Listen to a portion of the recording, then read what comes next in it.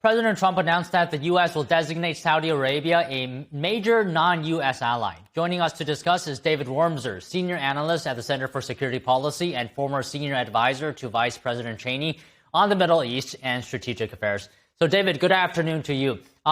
This designation, comes with a number of benefits for Saudi Arabia, like, for example, easier access to U.S. military equipment. I mean, does this signal that Saudi Arabia is now among Washington's closest partners?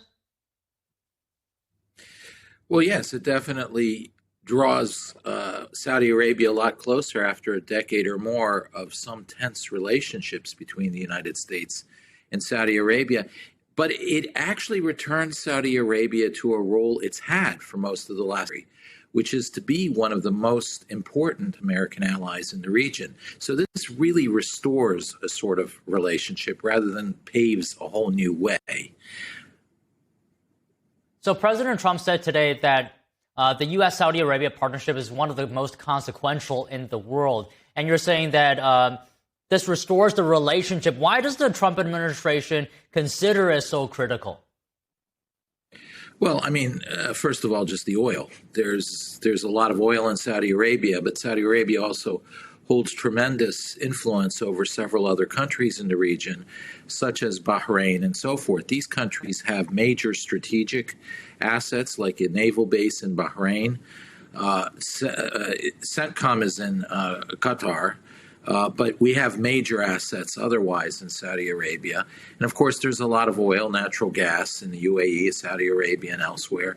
So there's a lot of strategic importance to that. But there's a further strategic importance, which is new, which is this new corridor emerging between India, the UAE, Saudi Arabia, Israel, and Greece. And that is an important trade corridor, but really it's a strategic alliance emerging that creates a southern belt to stop the Chinese Belt and Road, which is pushing in from the north and is anchored more to Qatar, Iran, parts of Afghanistan, Turkey. So it has a major strategic play. It also is a major question over the Palestinians and who really governs the essence of the Palestinian question. And the Israelis trust the Saudis a lot more, Saudis and the UAE, a lot more than they trust Qatar and Turkey. And as a result, the more Saudi Arabia emerges as the voice of the Palestinian question, the more actually the Israelis are comfortable with proceeding forward on that issue. So, David, you brought up, David, you brought up China's Belt and Road initiative. You also brought up Iran. So Russia as well also playing significant roles in the Middle East region, all of which have complicated relationship with the U.S. as well. So my question here is, how aligned are Saudi Arabia's goals with the U.S. interests in this region? I think they're quite closely aligned. They're not entirely identical, but they're quite closely aligned, more so than sometimes Washington appreciates, because the Saudis always hedge a little bit. They are very cautious by nature. And as a result, sometimes they hedge a little bit with China and otherwise, and that gives the impression that there's light of day. But Saudi Arabia would love nothing more than a robust United States, a very committed United States, and a very confident United States, because it has always thrived the most when that happens. So in many ways, Saudi Arabia's relationship with the United States does reflect a strong parallel of interests. The fact that the Saudis and the Israelis are drawing closer strategically, not necessarily peace yet, but strategically, that it reinforces the American presence in the region without a huge American commitment. So, David, there's one thing that I have to ask you, because a reporter yesterday during the meeting between Mohammed bin Salman and President Trump asked about 9/11, and the Crown Prince said that the 9/11 plot was used by bin Laden to drive a wedge in U.S.-Saudi relations. Would you just be able to comment on that? How has 9/11 shifted U.S. foreign policy on the Middle East or changed the relationship with Saudi Arabia?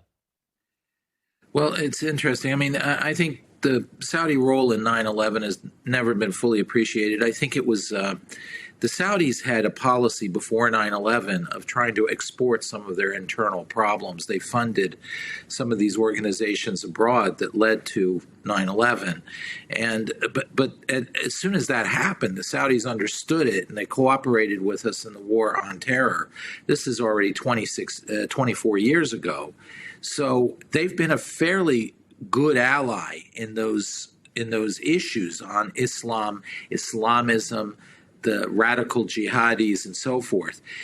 Moreover, their nemesis in the region, Qatar, has gone the other direction. Qatar has become the main funder now of the Muslim Brotherhood and the various terror world that emerges from that.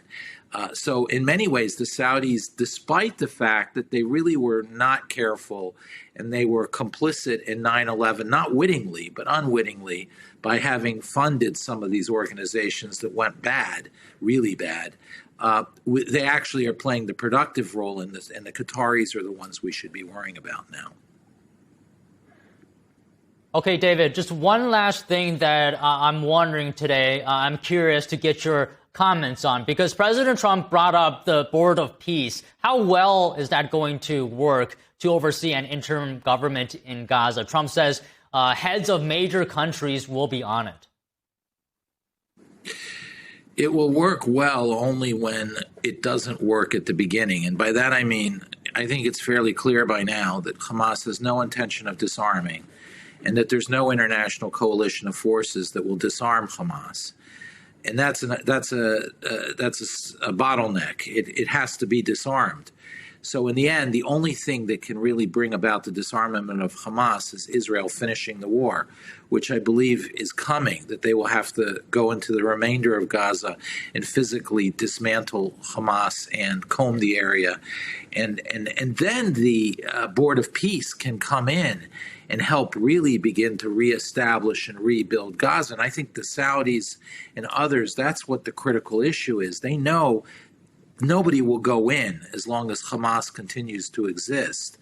It's just too dangerous, and it will always lead to a loss of investment.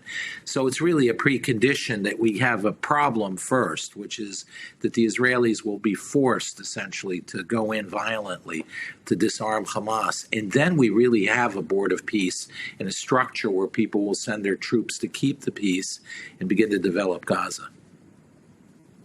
Well, okay, David, that should do it for today. Really appreciate you always talking to us. Thank you. Sure, no problem.